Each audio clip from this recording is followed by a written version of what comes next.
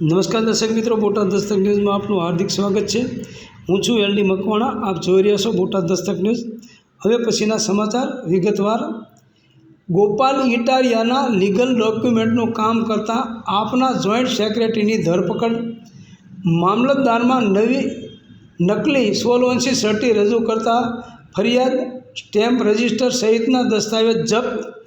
જૂનાગઢમાં આમ આદમી પાર્ટીના ધારાસભ્ય ગોપાલ ઇટાલિયાના લીગલ ડોક્યુમેન્ટની કામગીરી સંભાળતા લીગલ જોઈન્ટ સેક્રેટરી સામે ફરિયાદ દાખલ કરવામાં આવી છે। આપના ધર્મેશ કાનાણી દ્વારા મનસુખ પાટિયાના જામીન માટે મામલતદાર અને એક્ઝિક્યુટિવ મેજિસ્ટ્રેટમાં નકલી સોલવન્સી સર્ટિફિકેટ રજૂ કરવામાં આવ્યું હતું। કોર્ટમાં જામીન માટે નકલી સોલવન્સી રજૂ કરવા નકલી સર્ટિફિકેટ બનાવ્યું હતું। પોલીસે બંને આરોપીની ધરપકડ કરી છે। પોલીસે બંને આરોપીને સાથે રાખી તેમની કાનાણી એડવાઇઝર નામની ઓફિસમાં સર્ચ કરી સ્ટેમ્પ, રજિસ્ટર સાથે અન્ય બીજા જરૂરી દસ્તાવેજો કબજે કર્યા છે। આમ આદમી પાર્ટીના વિસાવદરના ધારાસભ્ય ગોપાલ ઇટાલિયાના લીગલ સેક્રેટરી અને જૂનાગઢ જિલ્લા આપના પદાધિકારી ધર્મેશ કાનાણીની બોગસ દસ્તાવેજો બનાવવાના આરોપસર એસઓજી દ્વારા ધરપકડ કરવામાં આવતા રાજકીય ક્ષેત્રે ખળભળાટ મચી ગયો છે। કોર્ટમાં જામીન માટે જરૂરી સોલવન્સી સર્ટિફિકેટ મેળવવા માટે બેંકના દસ્તાવેજોમાં છેડછાડ કરી નકલી દસ્તાવેજો રજૂ કરવાનું આ કૌભાંડ વિસાવદર મામલતદાર કચેરીની સતર્કતાને કારણે પકડાયું હતું। આ કેસના મૂળમાં મનસુખ પાટરિયા નામના વ્યક્તિને કોર્ટમાં જામીન માટે 75,000ના સોલવન્સી સર્ટિફિકેટની જરૂરિયાત હતી। સોલવન્સી સર્ટિફિકેટ માટે મિલકતની કિંમતમાંથી દેવું બોજો બાદ કરવામાં આવે છે। મનસુખ પાટડિયાની મિલકત પર યુનિયન બેંકનો 3,36,997ની લોન હતી। આ લોનની રકમ બાદ કરતાં તેમની મિલકતની કિંમત માત્ર ₹64,730 રહેતી હતી, જે 75,000ના સર્ટિફિકેટ માટે અપૂરતી હતી। આ કારણે કાયદેસર રીતે સર્ટિફિકેટ મેળવી શક્યા તેમ ન હતું। કાયદાકીય પ્રક્રિયામાં નિષ્ફળ જતાં મનસુખ પાટરિયાએ ધર્મેશ કાનાણીનો સંપર્ક કર્યો હતો।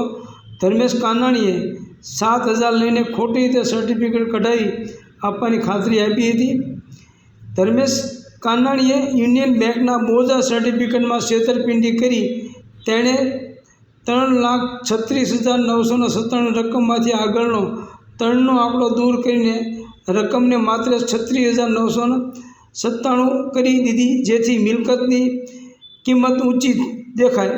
આ નકલી બેંક સર્ટિફિકેટના આધારે ધર્મેશ કાનાણીએ પોતાના નામે સ્ટેમ્પ પેપર ખરીદીને એક મોટું ખોટું સોગંદનામું એફિડેવિટ તૈયાર કર્યું।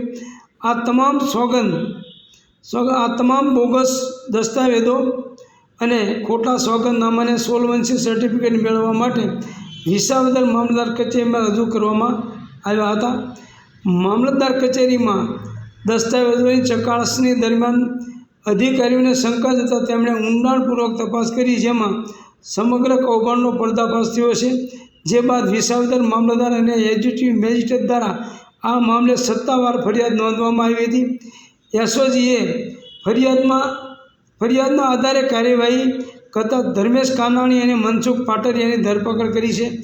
બંને આરોપી વિરુદ્ધ ભારતીય દંડ સંહિતા આઈપીસીની કલમ 465 ખોટો દસ્તાવેજ બનાવવો, 467 કિંમતી જામીનગીરીની બનાવટ, 471 બનાવટી દસ્તાવેજનો સાચા તરીકે ઉપયોગ કરવો, 193 ખોટો પુરાવો આપવો, 196 ખોટા પુરાવાનો ઉપયોગ કરવો, 511 ગુનો કરવાનો પ્રયાસ હેઠળ ગુનો નોંધી કાયદેસરની કાર્યવાહી હાથ ધરી છે।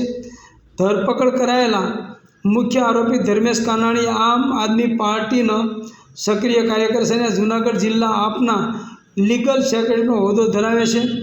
તે ધારાસભ્ય ગોપાલ ઇટાલિયાના કાયદાકીય દસ્તાવેજોની કામગીરી પણ સંભાળતો હોવાનું સામે આવ્યું છે।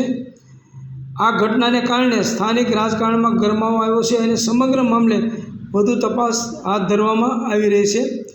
Botad Dastak news, LD Makwana, Botad.